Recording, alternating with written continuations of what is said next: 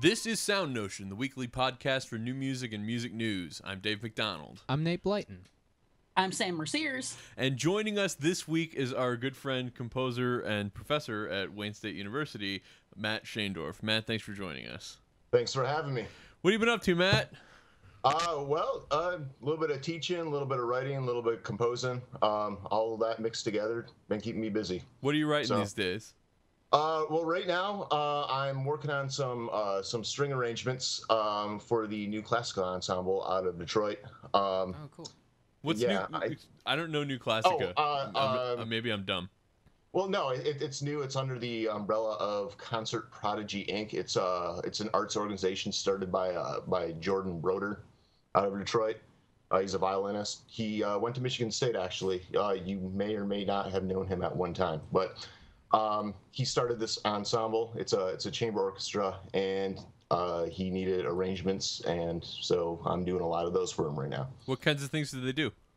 Well, it's a lot of pop stuff at the moment. I did a big long arrangement of the Beatles, bunch of Beatles tunes. Did an arrangement of Somewhere Over the Rainbow. Couple others. There's a Shostakovich thing. All right. Yeah, some other things. But yeah, it's been cool. It's been I've been able to work on my string writing chops, which it's been a while. So Cool. yeah. Excellent. Well, thanks for joining us. Yeah, absolutely. Didn't you have a big premiere in Grand Rapids also, Matt? I did, yes. The Grand Rapids Symphonic Band. Tell us about that. If while you're asking, sure. The Grand Rapids Symphonic Band commissioned work for me a couple years ago, and they finally premiered it back February 5th, I believe. It went really well, and I'm really happy with the piece, and I'm really happy with the premiere. And actually, I just got the recording, and you can listen to that and view a perusal score on my website right now. So, That's cool. What's the name of the piece? It's called Distance Imagined. Excellent. And I'll leave it at that. So is that recording on your site as well, or just the score? Yes. Okay. Yeah, the recording's there, and also a score you can view. Yeah. Excellent. Sweet. Excellent. It's very exciting to me when amateur ensembles play new music. Mm-hmm. Yes. It's yeah. very cool. That or student ensembles too. I like that as well. It's you really get to see how well your music actually works out in the real world. So it's real world. I don't believe in that stuff. Right. Right. That's just a show on MTV. Or it used to be. Is this still a thing? I don't know. I haven't watched MTV in years, so. Yeah. So I guess we should probably get into it. We have kind of strung this female composer thing along for several weeks now. First, we mentioned this article by Carrie Andrew and said, well, wait, we're going to have Carrie Andrew on in a few weeks. And then a few weeks later, we had Carrie Andrew on. She was awesome. And then last week, we talked about this great statistics report that David Smook wrote about female composers and how they're programmed in different contemporary music ensembles. With pie chart awesomeness. With pie charts, because last week we had Pie Day on Wednesday in the United States, March 14th. Most delicious day of the year. That's right.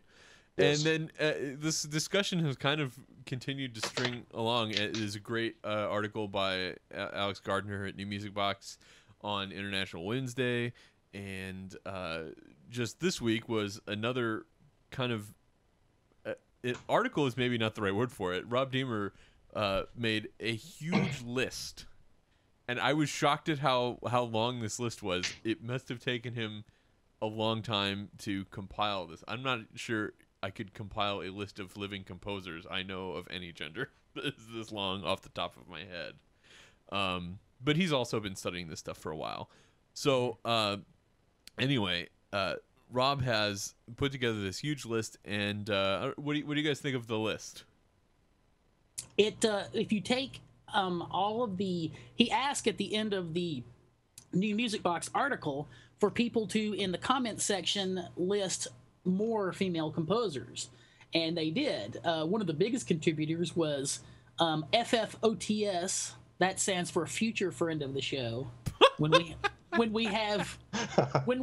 finally get Frankie J on, which you're just making things up, Sam. He contributed a lot, but there are now approximately, give or take, 274, including all the ones that he listed and all the ones that were already listed, which just a visual inspection shows that his list is, of that 274, his list probably comprises 3/4 of it or so. It's pretty huge. Yeah, it's pretty huge. Substantial. And like you said, Dave, it's not really an article. It's just sort of a list, but it did have some interesting responses. One of the best parts of a good web article is the comments. Right, absolutely. So one response was one of the composers who was actually listed in the initial list. Her name is Amy Kirsten.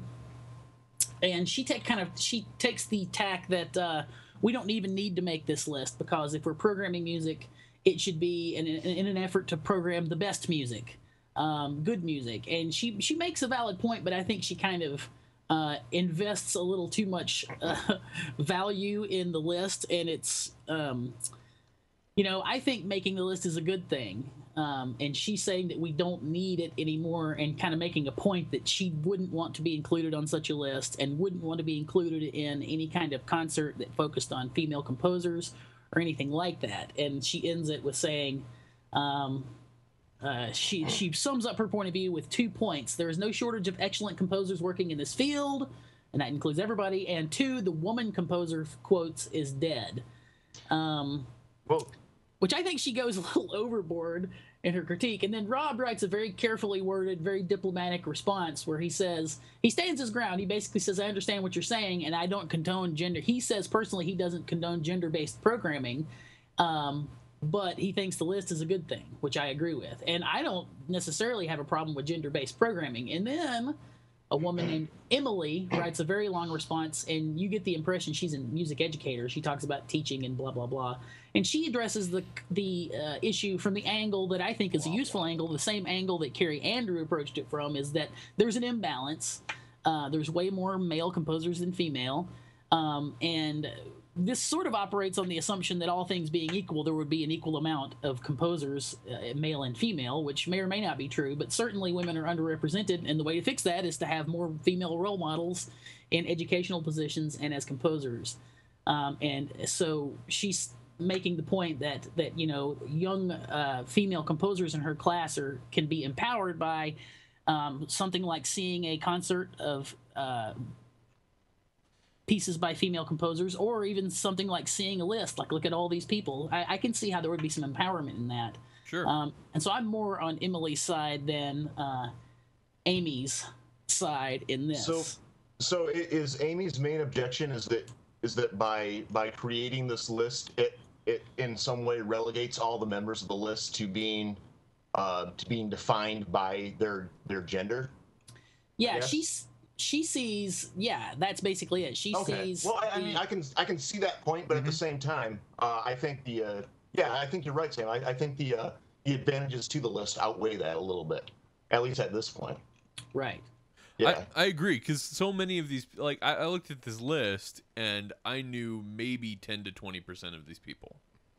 Yeah, same here. And I feel like, I mean, you could make a list of living composers, and that would be the case for any list this large of living composers.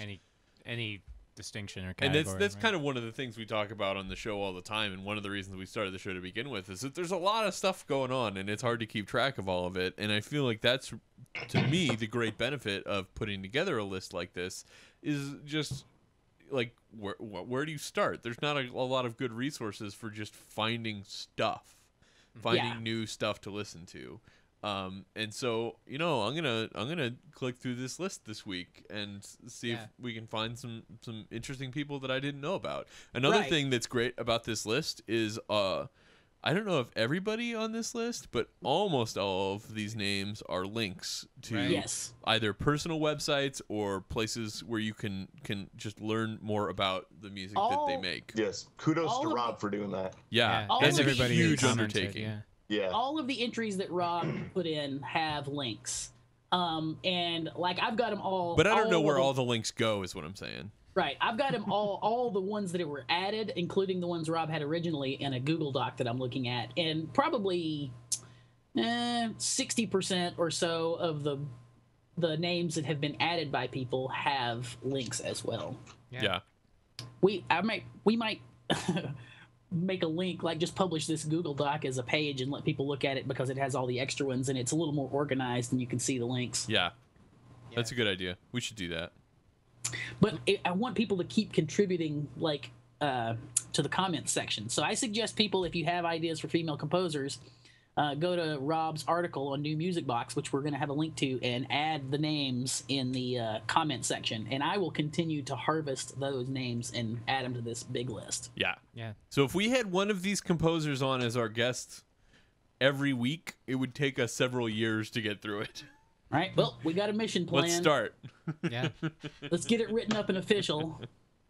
All right. That's very exciting. And like I said, I look forward to clicking through and listening to a bunch of this music, because again, I think that is really the benefit is just discovery is one of the problems with abundance that the internet gives, is discovery. One of the thoughts I had when I was looking through it is there is no shortage of kinds of music and avenues through which to find the new music, and you're going to have to pick some road to travel to take you there. You might as well, start with a list of female composers, because there's probably more on that list than you haven't heard of than if you made a similar list of men. Right. And like I said last week, this is not just a problem with composers. It's happened with performers too. And I think I mentioned last week, I was watching these videos of Leonard Bernstein's young people's concerts from the 50s, and there's not a single woman in the orchestra. And one of the last orchestras to break that barrier was the Vienna Orchestra, the Vienna Philharmonic. And nice segue. Some great news, or not great news, some interesting news from Vienna Philharmonic this week. They're losing 2 trombone players. Matt is our resident trombone expert on all things trombone. Yeah. He actually, you had some inside information on this, right? Well, so a couple of guys are leaving because they're not happy with the career that playing in the Vienna Philharmonic has, or the life. I suppose. They're saying this is no life. This is no life. Yeah. And one of them, I think it's so it's the principal and the second trombone that are leaving. Snap. And I think it's the principal that has a blog post about it. So hooray for musicians with blogs. Right. I wonder how many collective bars of rest those 2 trombone players have counted during their career there. In the Vienna Orchestra, tens of thousands. in the Johann Strauss waltzes that the Vienna Philharmonic plays all the time. I'm sure they count their fair share of rests. Right. And I wonder why they got tired of that. Well, it's not just that. Of course. But that would be enough for me. So this guy says, at the end of the season, we will have lived in Vienna, him and his family will have lived in Vienna for 260 weeks. I have spent 48 of those weeks away from my wife and son. So almost a year out of about 5 years. Which I don't think is really that unreasonable, about 1/5 of your time. Yeah, think about a full-time job, and spending 1/5 of the week, at work. That's what most people do, I'm pretty sure. Yeah. At the very least. Well, he's not just talking about the time he spends at work. He's talking about touring. Right. When he spends 48 weeks away from that. And I assume 48 weeks is the time that he was just gone, completely gone. And that so there was more time on top of that where he had to actually be in rehearsal, but in town. I hope. I don't know. And the Vienna Philharmonic is a big deal thing, and so they tour a lot. A lot of people are interested in hearing them play Strauss waltzes. Just as a quick note, according to William Osborne, which he has. That's what I was talking about in the comments. The controversy, or what you guys are calling the controversy. It's his comment. I didn't call it a controversy. Trombone gate. Trombone gate. Yes, we have another gate.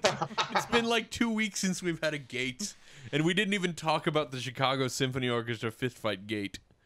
Well, Matt, I just read the end of it because, to be honest, I did a Yeah. word search through all the comments for female, Yeah. So and tell he us. talks about the female-male Is that a disparity. common search for you, Sam? What's that? Is that a common word search for you? Just wondering. Female? Yes, Okay. because I'm always advocating for females. So tell us what happened, Matt. I didn't read that part.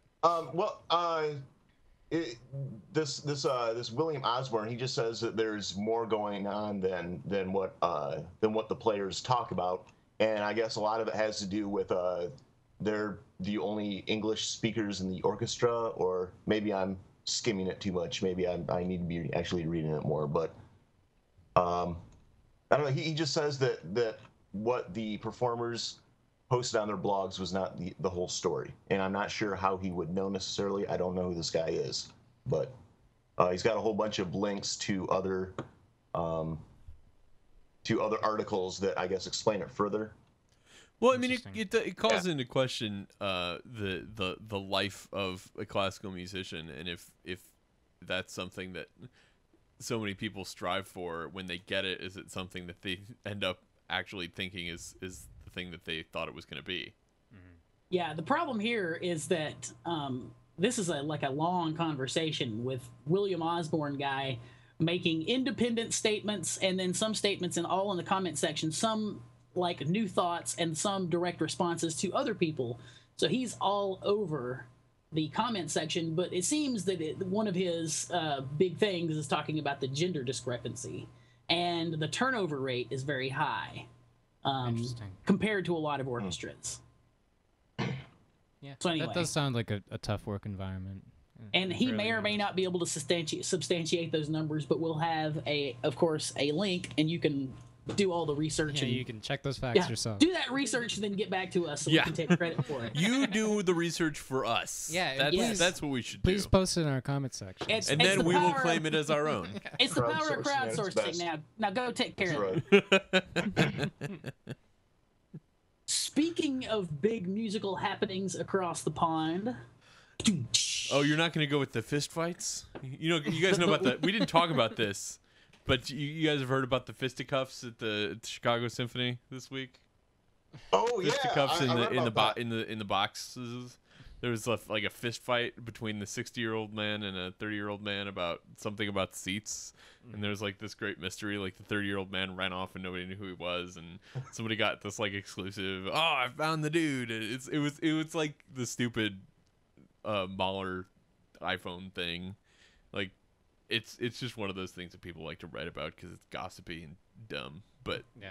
we're that's all we're gonna say about it because it's gossipy and dumb. That's right. Sam, sorry to So- interrupt you. Across the pond, there is going to be a performance of that Stockhausen piece. What's it called? What's it called? Dave? Mittwoch aus Licht. Yeah. Mittwoch aus Licht. Got it? Yeah, that. Or Wednesday. That is Wednesday, going to be Mittwoch is Wednesday. What's aus Licht? Light is Licht. Wednesday from light or something like that? Yeah, or I don't remember what else is. But At any rate, the Birmingham Opera Company has announced that it will be doing that piece during the London 2012 festival. I said Birmingham to make sure you understand that it's the one in England and not the one in Not Alabama. Birmingham. Not Birmingham. Well, if they're performing this piece, I think we can guess which one it is. It's- So, Oh, don't rip on Birmingham, Alabama. no, They have I'm a just- great symphony orchestra. No, you misunderstand. What I'm saying is that across the pond they're very progressive with their programming. I would say so. Well, more Yeah, so, yeah. I would imagine, than a lot of places here. Sure. yeah. Well, So at any yeah. rate, this piece, people know the Helicopter Quartet. That is a part of this opera, which is, I'm correct in saying it's never been staged, right? This is the first time this whole piece has been staged. Right. Obviously, parts like the Helicopter Quartet have been staged, though even that not very many times. Right. So, I have mixed feelings about Stockhausen. On the one hand, I'm like, he did some great stuff and wrote about music in some very intelligent ways, but man, it's hard to not see this as a self-indulgent sort of wonderful me exercise. I mean, come on. It does have Multiple helicopters. helicopters. You know? Yeah. I'm not buying it. I don't know. I think it's going to be kind of neat. I'm Well, looking forward to it, and if I could afford it, I would go and hear it. I doubt not 1 second that it will be very interesting, and I would love to see it. But, you know, I don't think the bang is going to be worth the buck. You necessarily. think? Well, I mean, I'm just trying to imagine what's going through your head when you think I'm going to write a piece and I need helicopters and this and that and the other. You know. It does seem a little bit from the Michael Bay school of thought, doesn't it? Yeah. we'll just blow something up and explosions and robots and awesome and yeah. But Stockhausen did it first. That's right. I mean, the spectacle of it is part of it, but Yeah. the spectacle is, I think, to me, the thing that makes it interesting is taking something that's very intimate, like a small chamber ensemble, like a string quartet, and then making it enormous by putting each one in a separate helicopter. Yeah. And the scale is more interesting than the difficulty of performing it. Right. And, you know, like I said, I think thinking about the piece in and of itself, I think it's kind of ridiculous. However, it's cool, point, though, isn't it? the way they're doing Right. it. It's the absurdity is also interesting. Yeah. But Yeah. it's being done as a part of the Cultural Olympiad, Yeah. Which is a is- cool thing. we've Go ahead, Dave. No, I was gonna say Nate and I were a little bit involved in the that. Cultural Olympiad. Oh, that web host or The Michael Osmond piece. Yeah. David internet Osmond. streaming thing was part of that. Yeah, there's this piece that's going to be performed with musicians and dancers and animation and maybe even some live playback. So stuff. there's live players, live electronics, live dancers, all going on here in Allendale, in Allendale, Michigan, and then as well as out London. or in I guess Kingston, I think. Oh, okay. Or I might be wrong about that, but yeah. So UK and then the Netherlands too. It's a big David Osmond project. And they're all linked by video, actually by iChat, I think. Yeah, exactly. Thanks, Apple. Yeah. Yeah, the whole idea of the Cultural Olympiad is interesting because their goal is to create once in a lifetime cultural experiences. Yeah. So in that way, if you're going to pick something musical, this is an obvious choice. Yeah. You know, the Stockhausen piece. Yeah. So I So think that's probably the only venue, the only context I can think of right now Yeah, that so- would be good for that piece. So does this count as a Stockhausen premiere then? I suppose. I think. I mean, premiere is whatever you say it is. Yeah, so sure. We'll call it a premiere. Stockhausen Yeah, premiere. I wonder if you can get a PDF of the score online for that. There's a Mozart piece I think that was recently discovered that's going to be premiered again, and I'm not excited about it at all. And everybody else is like, "Yeah, a new Mozart," and I'm I like, have a prediction. It's going to sound just like Mozart. "Yeah." Well, and if it's something that Mozart like hid away, it's probably not even the best Mozart. So anyway, that's neither here nor there. Might be a reason why no one's played it yet. Well, Maybe. yeah. There's at least the We don't know. possibility that it's just not that great. Even for those that like that kind of thing. Speaking of spectacles and operas, it being shrunk down to size, the Metropolitan Opera would like you to be able to take your Wagner in a little doggy bag to go. Pretty expensive doggy A bag. very actually. expensive doggy bag that costs starting at $500, and one that was just released on Friday Yeah. of this week, the new iPad. The Metropolitan Opera has had an iPad app for a while, but recently they increased its functionality. So now you can subscribe to a service, and with the Metropolitan Opera app on your iPad, you can watch full operas. Full productions that they've been doing video recordings of their operas for a while, and of course also been streaming many performances live. So they've got a huge catalog. And Does iPad have HDMI out? no, Oh, it's got proprietary Apple 30-pin connector out. right. You Is can it now Thunderbolt? Then- you can Something get else. I think you can get certainly iPad like adapter things that will show it, but I don't know if it works with every app. that would be an interesting thing to find out, though. In fact, this new app, or it's not really, it's the same app as before, but it's pretty much overhauled. So anyway, this new version of the app got something of a review in the Deceptive Cadence blog. Kind of mixed review, I would say. It's not cheap. So the app itself is free, but the service of actually being able to watch the operas is way not free. It's $14.99 a month. $14.99 a month, or $150 for the whole year. So we've got to remember that grown-ups who've had real jobs for a long time and are the kind of people that might enjoy opera, $14.95 a month doesn't make them go, not so bad. "Ooh." I think it made the Deceptive Cadence people go, ooh. Oh, really? Maybe. I mean, for I me, don't know. I think, man, I could eat at Taco Bell 4 times for that much money. Dude, Well, and I honestly think that for not maybe for the whole year, but for like a month and watch a few of them, I would do that. I don't think I would subscribe, like I said, for the year at a time, but month at a time, I would do $15 and watch 3 or 4 of them, and then not Use do them it in for a few class. months, and then do it again a few months later and watch a few more. You know, That's a very good point.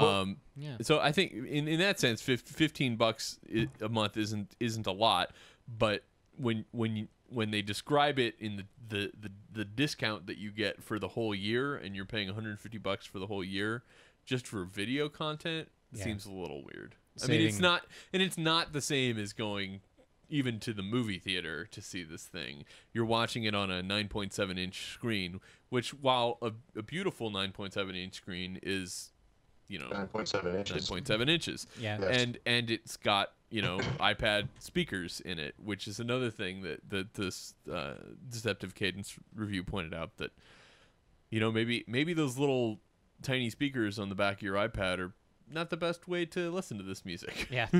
Lose a little of the bass. You lose quite a bit of lots of things, I would think. Yeah. So probably want to use headphones and not the crappy ones that came with your iPhone. So I don't know. What do you guys think of Metropolitan Opera to Go? Do they say exactly how much content is available on demand at any given time? Or, I mean, if you subscribe for a month, exactly how much of your month can you use by watching opera on there? You know what I mean? Is it unlimited? I mean, I think it's a pretty... or how much content is actually available on there. At any so given like, time. could you? You're how asking, could you stretch it and really make it worth your money I mean, by watching enough content? Yeah. Can you log on there and watch like the entire ring cycle, or do they just have one opera at a time, or what exactly is their content availability? That's what I would It seems like according to this review, there's a big chunk of full performances. Oh, okay. And that's kind of what one of the great things are. So one of the things here's a little quote from the review: "Crave Lantern Price's legendary 1985 farewell performance of Aida? No problem. Have a sudden hankering for John Coliano's Ghost of Versailles from 20 years ago? Easy peasy. In the mood for a killer Nozze di Figaro cast with Renee Fleming, Cecilia Bartoli, and Bryn Terfel? They're all yours." So I think that's pretty cool to watch a whole opera, and most of them, it says, have subtitles. Some of the subtitles says don't work for the older performances, but it looks like for ones that were originally recorded and published or streamed with subtitles, that they work pretty well. Yeah, and just looking a little bit through their catalog, they've got videos that are brand new from the last couple years, and then also ones that go back to the late 70s and things like that. And they've got 32 pages of 12 icons of operas, and those willing to do math might find that that's a lot of operas that you could listen to. So you might be able to really... Yeah, you could probably spend your entire month watching and listening to opera if you wanted to. Yeah. You might not get through it either. Yeah, and I can't tell. That might be worth the one $15 thing a month. that kind of bums me out about it. I can't tell if it's only available on the iPad or if you can also watch it on the web. Because if I could access it on the web, that would be great. I can plug my computer into a TV and watch the whole thing big and beautiful, and that would be excellent. But I think you can watch it on the web too, looking at their interface. So I think that's something that I enjoy much more than watching it on my iPad, which I don't have. So that's an important with your subscription you get unlimited access to the website and the iPad app. So it seems like you do get both. Excellent. So yeah, this does seem like a little bit more of a sweet deal. Sign me up. Yeah. Doing it Yeah. right now. I think it Well also done, Matt. it also demonstrates a model that more performing groups of all sizes, I Yes. think, should try to be getting into. The Met definitely has. The thing is, they have the infrastructure and the personnel to get a nice recording. You know. Well, and I think with modern technology, it doesn't require a huge investment in gear or personnel to get a nice recording. I was just gonna say that. However, I think music departments, and we've talked about this before. You know, like if you're getting a degree in composition, for instance, right now you can go all the way to your doctorate and probably never plug in an XLR cable in your entire career. And which to me, if you're going to be teaching students that are actually, college age right now, and you don't know anything about how to operate a sound system or do any kind of recording, that's just redonkulous. Well, That was my rant. Sure. But, I mean, those are not the people that you want running this kind of thing. And another thing that the Met has going for it is that they've been broadcasting and recording their operas for many, many years. So they've got a huge back catalog. Yeah. If somebody Right. else started doing this today, they would have to do it for at least a season before they would have any business charging even $10 a month or I'm less. not even talking about charging, just the distribution model. Whether or not it's monetized is Sure. something that people should be exploring more. Sure. I love the on-demand thing because a lot of times these concerts are streaming at times that I can't listen to them. Right. And I would love to be able to go back and catch them. And there's no reason that I shouldn't be able to go on. I mean, I would happily pay for a recording. And one thing I wonder about is how this is worked out in musicians union contracts, in Yeah. collective bargaining agreements, because that's always Interesting. a problem anytime you're talking about streaming concerts and recording concerts, is that the union is very careful with how musicians get compensated for recordings and things Right. like that. Well, anytime there's a big shift in distribution model that involves a new media type, like I don't remember the particulars, but everybody remembers the debate going on over the past several years with actors getting cut out of DVD profits, and that is is becoming less so probably now because streaming is becoming such a thing. But there were several years where people were getting the entire episode, all of the seasons of Lost and watching it home or whatever, and there was a big argument that the way actors were being compensated in that case was not fair. So it's because when you're doing something new, it's kind of like nobody knows, and so nobody regulates. So you kind of make the rules when you invent the way of doing it. You know what I mean? Right. And this was a big issue in the Hollywood writers' strike of a few years ago as well. Right. That's what the big thing was. I knew there was a big thing that involved that. It was Wait. the writers' strike. How do you say writer strike in German? Mittwoch auslicht. Pretty sure it's a All right, German so- expression for just about everything. Can we please stop talking about opera now? Yeah. No. What would you like to talk about, Sam? How about indie classical as a genre? What's that? Yeah, that's the question, isn't it? Well, it's interesting. I mean, we've talked about this and talked about the sort of tenuous nature of that as a definition to begin with. But it's Right. interesting. This week we've got an article from Pitchfork, so it's kind of like seeing or getting a perspective on those people that are the indie classical people from the What's other that supposed side. to mean? Those people. What do you mean? That's right. Hipster. Those people, in the case of Pitchfork, are hipster douchebags. I'm pretty sure we all Right. played in a band and we're all classical musicians. So Yeah. we might actually be indie classical people ourselves and not even know it. Or, Does or that we mean might we're be hipster hipsters, douchebags. Well, speak for yourself. So anyway, I thought it was interesting to hear an article from. We've talked about indie classical, whatever that is, from our perspective as being, expensively trained composers.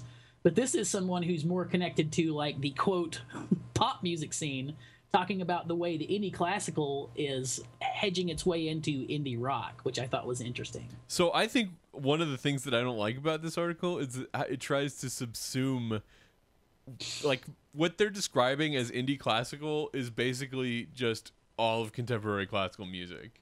Yeah. I'm like, oh, this is like indie rock, and I'm like, well, I mean, it's just all music, but it's not like part of this movement. It comes at it from another side. Yes. I mean, And it's been doing this for a long time. yeah, it's not a new phenomenon either. Yeah, it seems like they're surprised that modern composers actually, they grew up on the same stuff that everybody else did. I mean, they listened to Zeppelin or whatever else was on the radio. I say Zeppelin because most composers tend to be a little bit older than your average indie musician, I guess. Yeah. But yeah, I mean, they seem the Pitchfork article seems to be more surprised about it than I think they really should be. Yeah. But maybe that's just because I, being on the other side, maybe I just know better. I don't know. Yeah. I don't know if that's a fair observation or not. But. Yeah, and they seem to expect like that all classical musicians really just want to play Brahms. Right. Which I think- again is probably just something, a matter of perspective. To me, an interesting aspect about this near the end is he talks about the author sort of, I don't know if it's a he or she, I never even really bothered to Jason check. Green. We'll assume he. He talks about there's no the indie classical people, whoever they are, have no friction. Like they're not. He wants them to try and be on the cutting edge of indie classical in the same way that historically people have been on the cutting edge of, say, rock and roll, broadly defined. They're illustrating some friction in the culture or some friction in people's acceptance of certain kinds of music. And he says that there is no friction, that like when you go see one of these indie classical shows, it seems like I think he calls it business as usual, but not in a bad way. He's just saying this music isn't having to, the key line is struggle to, to justify its own existence. Well, I think that's kind of what makes it cool, is that it doesn't need anything else to support it. It is just about the music, and that's it. Right. So. And I think the author's looking for that cultural connection that people always use in criticism and analysis of like rock music, What do you mean? Well, like you can't talk about rock without talking about, well, you can, but often when it's discussed in not just in its form and function and how people do things, but what it's meant culturally throughout its evolution, you know? It's And cultural saying baggage.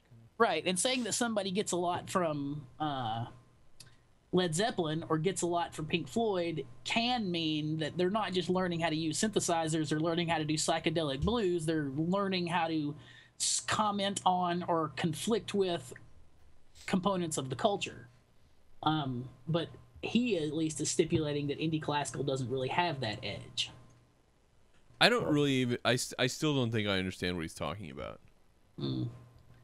Well, I don't know that I do either. I mean, I feel like, first of all, I don't understand why it's supposed to have friction. Well, I think. Go ahead, Matt. Oh well, I think that from his perspective, cutting edge music generally has. I mean, if you look at kind of like maybe I don't know what he means by friction. Well, if you look at any new movement within, for lack of a better term, within the rock community or the popular community, every time something new came along, it was usually as a comment on or a backlash against the previous movement, and this indie classical thing does not have that distinguishing mark necessarily. And I think that's what the author is struggling with a little bit. Yeah, because it's not saying, well, we're doing this because the people before us didn't, and screw them, we want to do this. They're just doing it because, hey, this sounds neat and let's do it. Because they're Well, composers. isn't then the friction that they're saying that this music is for everybody, and not just for a select few, and that's the way that they're. I think you can make that argument, but I think because the guy is thinking about it through pop music lens, as an example, what we've been using, Led Zeppelin.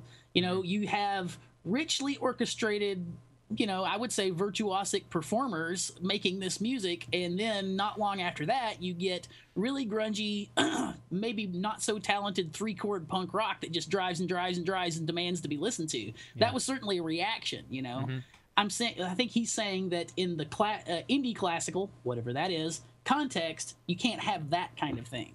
Well, but I think we've already had that kind of thing. I mean, if you look at composers in general, we've had a little bit more. We go further back than Sgt. Pepper, So Right. we've already kind of had that. We already had our second Viennese school and stuff. Right. So, which is why I find this interesting, because he doesn't think about any of this in that context, Well, and I think that everybody on the call today kind of automatically thinks of it in that context. well, Right. I think.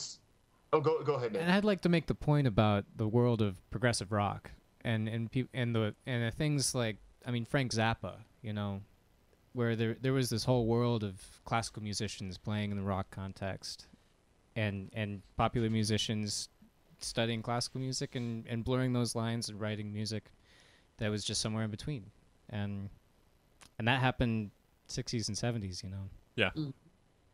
But I think the particular problem with Pitchfork and the reviewers on Pitchfork is that they recognize that this stuff is going on, but for a lot of them, just reading their reviews and their articles, it really seems like their music history begins with Sgt. Pepper, and they need to look a little bit further back. That's the impression that I get. I don't know. I Well, could be not opposite. just further back, but it's not just taking a longer look, but a wider look. Yes, exactly, yeah.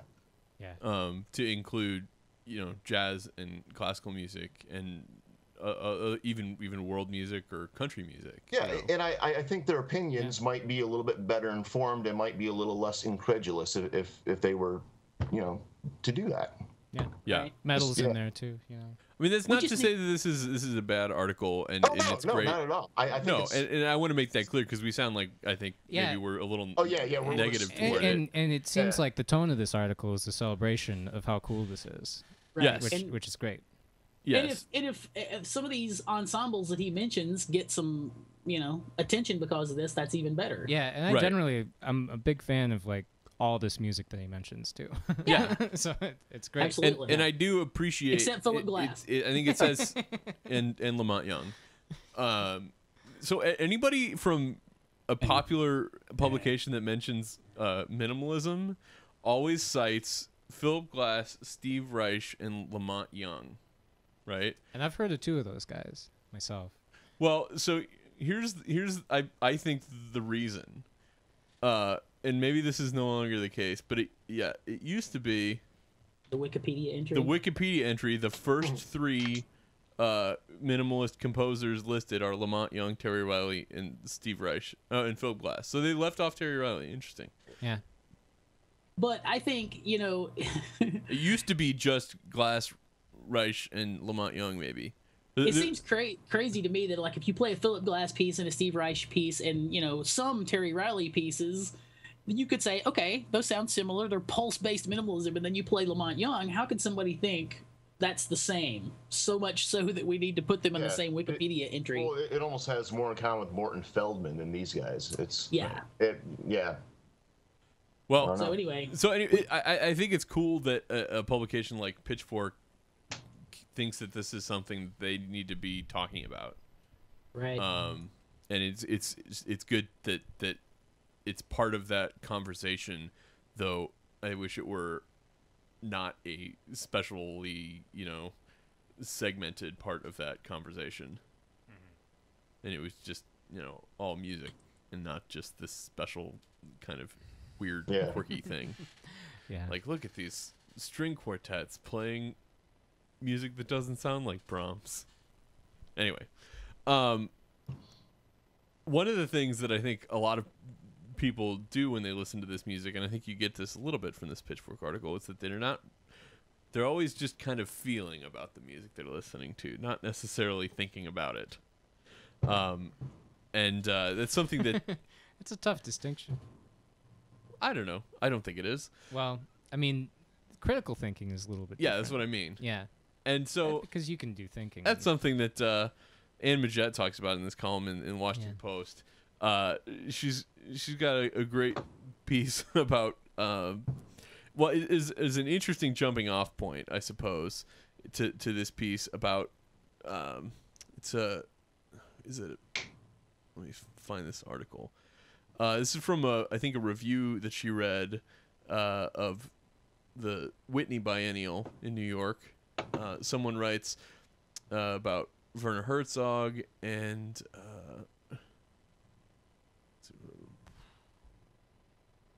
Werner Herzog with and it's a big installation with multiple screens, et cetera, has the Dutch cellist and composer Ernst Reisiger, Reijesseger. And I think we've talked about that guy on the show, or at least when I looked him up, I knew that I'd seen him before and heard about him before. And the key line in the review she's talking about, she says, they don't talk about the music at all for a while, and then you get the shifting scroll-like play of images is set to sonorous music primarily by the Dutch cellist and composer, that guy's name, who also appears briefly on screen, playing his heart out. I dare you not to cry. And Ann Majette is taking umbrage with this kind of sentimental... Challenge accepted. This kind of sentimental, like, lull in the intellectual quality of the review. I mean, that's all I can characterize it as, because it's a very thoughtful, well-informed kind of survey of what's going on, but when it gets to the music part, I dare you not to cry is the best they can do for an analysis or any kind of commentary on what the music was like or how it was integrated into the project or anything else. It's as though that's the only thing they're interested in doing when they have music, is having their heartstrings pulled. Mm-hmm. Right. And if you want your heartstrings pulled, go watch Pay It Forward. Right. Well, and you know... I don't know why I've been making fun of Pay It Forward a lot recently. I kind of had it coming. It's a great movie. Haley Joel Osment. Go see it. That's right. I harp on this topic a lot. To me, it's just evidence of the way people take music. They don't think they have to be an educated expert to have an opinion. And rightly so, probably. Even if their opinion is, it made me cry, or I think it'll make you cry, you know, because people want to have that response to music. It's just, there's something about the way people understand. It's mindless. Yes, but there's something about the way people use and understand music that they are under the impression that is an appropriate and sophisticated response to the music. Well, I think that those are two different things, though, an appropriate and a sophisticated response. They could be mutually exclusive. So right. Just throwing that where out some there. content doesn't necessarily warrant a sophisticated response. That might be true, I guess. Right, but Yeah. The problem is, I think, that music, this is a strange analogy, in a way is a lot like food.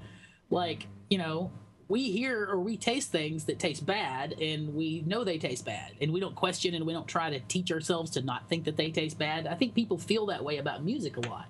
When they hear crunching dissonance or something, they're not going to try to understand it or accept it or let it, you know, experience it long enough so that they stop hearing it as something other than just an uncomfortable crunch that they don't enjoy. They want stuff. They want stuff they like to eat now. You know, they don't want to have to listen to the crunchy, grindy. They perhaps don't distinguish between their objective experience and their subjective experience. Yes. Yeah. Yes. Okay. And they're not interested in engaging in any intellectual way with what they're listening to. They're just kind of letting it wash over them in the way that they let the music wash over them when they turn on the radio in the car on the commute. And that's just a different experience than a cellist playing in an art installation like this. Also, I want to point out, I'm not convinced that we would be having this same discussion if it wasn't a solo cellist. Like, the sinewy romantic cello solo just made me want to cry is such a terrible cliche of classical music and popular culture. But usually you can't deny Bach's that first cello suite. solo cello has Yeah. a cool sound, you know, and I would be interested in, some a, sort of a cognitive cool science. and sad sound. A cognitive science approach to why people have a certain kind of reaction to solo cello music that is of a certain kind of harmonic makeup, might be interesting. But I don't know. But if you were going to try to write something that dumb Joe on the street would think was the saddest music in the world, you would write it for solo cello. And you'd have to put it in D minor, the saddest of all keys. Right. Right. There's a response by there's a response by Franklin M. Johnson, who Gavin actually mentions in his comment. We didn't mention Gavin.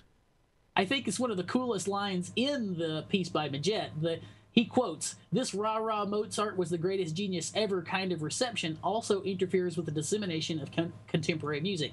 And Majet making the point that if people are always just going to take music in its, in this way, like, I want to understand it as in, oh, it almost made me cry, and that's the way you want to understand it, then new music is doomed. And he goes on to say, now, what interferes with the dissemination of contemporary music is that most of it, with a few notable exceptions, is self-indulgent, pretentious, and atonal to an unlistenable degree.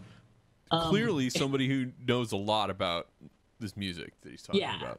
To me, this is the same as, like, the loud minority being taken as representing the majority. Like, a lot of the new music that I hear these days, if anything, is retreating from dissonance, Right. So he's saying, I heard Schoenberg once and I hated it. Also, he doesn't say, the reason that he has no idea what he's talking about is that he says atonal instead of dissonant. Right. Like, those are not the same thing. They're not related, right? They're talking about completely different facets of music. And then Gavin from Alarm Will Sound handles that in a very diplomatic way that I would not have done. Anyway, he has a pretty thoughtful response to the article, basically saying that, yeah, there's some music I don't like, but it's still good to support it, basically. Right. But don't take our word for it. It's available. Right. Washington Post. Read up. It's in a book. That's anytime anybody says don't take our word for it, I think of LeVar Burton reading Rainbow. Yep. And that is the idea. But don't take my word for it. Take a look. It's in a book. Reading Rainbow. Now, pick of the week. Pick of the week. Speaking of reading Rainbow. Yep. Penderecki and Johnny Greenwood. Yeah. I don't know what that has to do with reading Rainbow. Because they're in rainbows. Hey. Oh. See what you did there. Ah, yeah. Radiohead album. I was like trying that. to make a roundabout Star Trek reference. Johnny Greenwood, of course, of Radiohead, and Krzysztof Penderecki, of course, of Poland. Say that again. Is that the actual correct pronunciation? Say it again. According to Patrick, Krzysztof. We had a big. Last time we talked about Penderecki. Yeah. There was quite the discussion I remember this discussion, but I could never remember the actual pronunciation. What is Krzysztof? Krzysztof. There's a K. Okay. Krzysztof. Okay. All right. Got it. Okay. So I'm putting a link to the NPR article talking about the Greenwood Penderecki thing. So this was a big deal. It just came out this week. I put it in the chat because I want you to show the picture of Johnny Greenwood and Krzysztof Penderecki on stage together. Okay. So Sam, tell us a little bit about this album. You're a big Radiohead geek. Well, Johnny Greenwood became a huge Penderecki fan, and so much so that and I would do the same if I were Johnny Greenwood and I dug Penderecki's music. I would leverage my fame into getting to meet him, which I'm certain is exactly what he did. And got to collaborate with him. Although the nature of how they collaborated is not clear. They produced an album together, and I'm assuming, I mean, to me it sounds engineered in a cool way, not to the point that the strings or anything sound like unnatural, but you can tell there's a lot of, it sounds like there's a lot of intentional shaping of the sound in the way it was recorded. Let's put it that way. We didn't just slap some microphones down in front of the orchestra. But, you know, I've heard lots of people ask if Penderecki is dead. Put that picture back up, Dave. Okay. So I was like, when I first heard about this collaboration, I personally said, is Penderecki still alive? I mean, look at this guy. He's not only alive, he's like the Polish most interesting man in the world. Look at him. He looks like, you know, he's going to say, stay thirsty, my friends, at any minute. He doesn't always write for strings, but when he does. That's right. So anyway, I don't I've been always write holding for on to strings, but Well, when I do, I prefer extended techniques. I've been holding on to that joke for like 3 weeks now. So That's great. Well played. goodness, I got to do that. I have a question about just the usage of the word collaboration. That's true. Because it's not like they wrote a piece together. Basically, Right. Penderecki, he re-recorded a couple of his pieces, and then Greenwood wrote pieces in response to those pieces and had those recorded, and they're all on the same album. So, I mean, I'm wondering if collaboration is even the right word. I still think it's a really neat album, and I'm really glad that they did it, and it's really cool. But I'm just wondering if collaboration is a misnomer in That's this why case. I was asking about. That's why I was asking about how it was recorded. Yeah. Ah, Like if Johnny yeah. Greenwood had some part in that process, that might be it. And he certainly is no. Yeah. You know, he's not a newbie to the idea of let's record some Yeah, stuff. he's no so- stranger to the studio for sure. Yeah. Well, So Threnody for the Victims of Hiroshima is 1960, and the other Penderecki piece on here, Polymorphia, is 61. So these are both over 50 years old. Right. And one of the Greenwood pieces is 48 responses to Polymorphia, which we've talked about before. They're all very short, which is kind of cool. It's kind of interesting that the Greenwood pieces are all short, and the Penderecki is both over 9 minutes. Well, the 48 responses are short, but the other piece on the album, what is it, Popcorn Super Het receiver. Popcorn Super Het Receiver, is Has one long movement. 3 long parts. Yeah. So I mean, I think that's a different thing. So anyway, I'd be Different enough. curious, and I'm looking on the Nonesuch page, and it doesn't say anything about how it was recorded or what role, if any. Right. Let's see. Well, in the program or the booklet, looking at the that. CD booklet, yeah. Well, it's got credits on the Nonesuch Yeah, website. it doesn't necessarily talk about the actual recording process, but it does have quotes from Greenwood talking about how he really wanted, even in the recording, he really wanted you to be aware that this is not these aren't sections of instruments. That these are that each performer is an individual performer playing their own individual part, and that it's going to.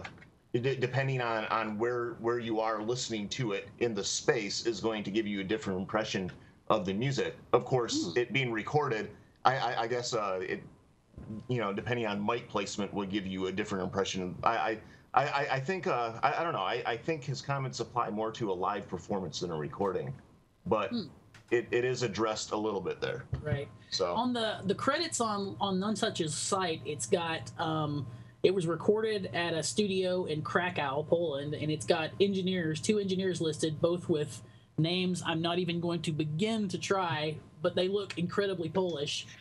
And Greenwood isn't credited in any kind of way except as writing the piece, but we don't know.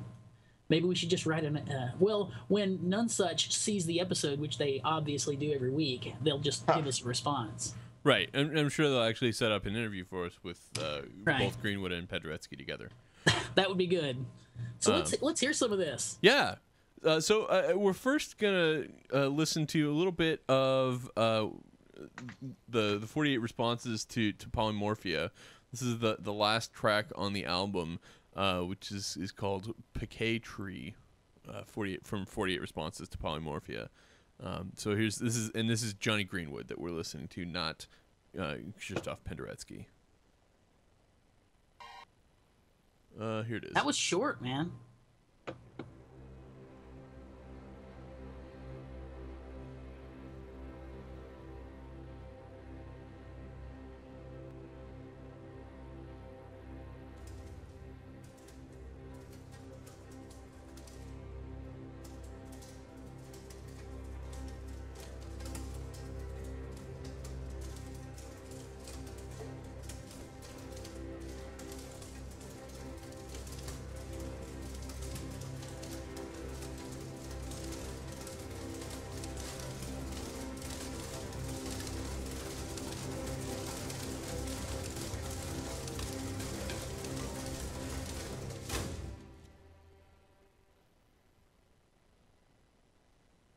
So that was an excerpt from 48 Responses to Polymorphia by Johnny Greenwood.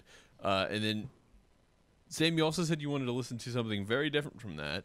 Yeah, well, just the first track of Superhet would be fine because that kind of, or the last track, because that's kind of, it sums up a lot of the sound that you hear in that piece. Yeah. And And so, it's way different than that. yes.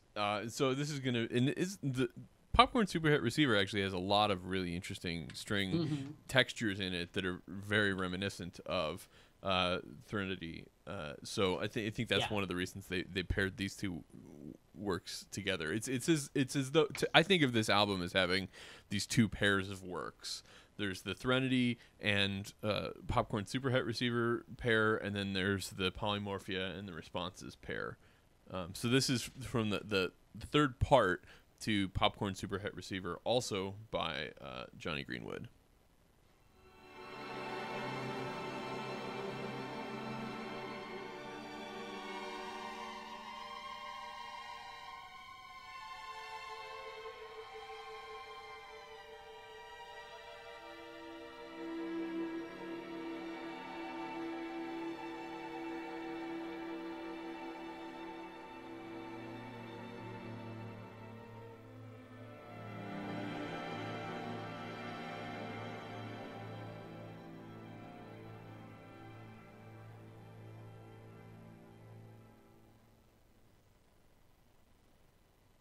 So that is just a tiny little bit of Popcorn Superhet Receiver, also by Johnny Greenwood. And I think you can really clearly hear the Penderecki texture and even some of the microtones. That example didn't exhibit it quite as strongly as some of the other parts of that piece. But there are some microtones in there that are exactly the sort of thing that you would expect to hear from Threnody or a lot of other string pieces from Penderecki. If you're not familiar with the Penderecki, I'll play just a tiny little bit of this Threnody for the Victims of Hiroshima from the top of this CD.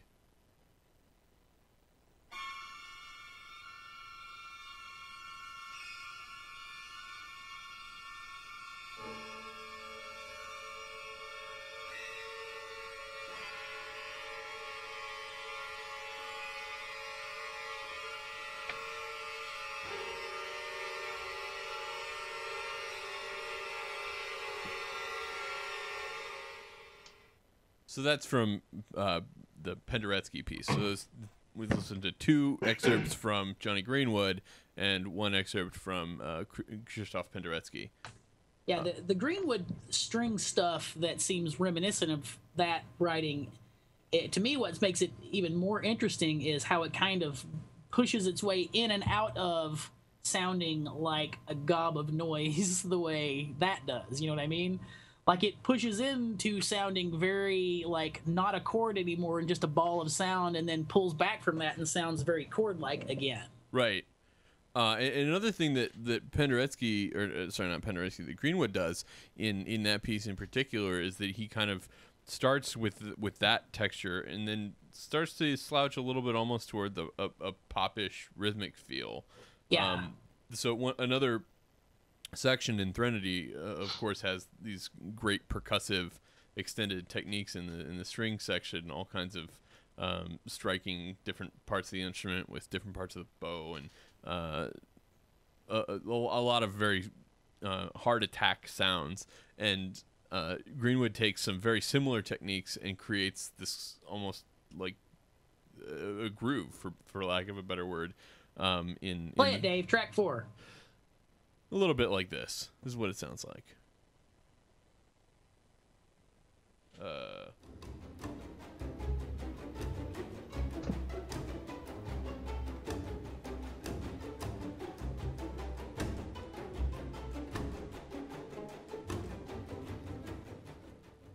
So that's what we're talking about.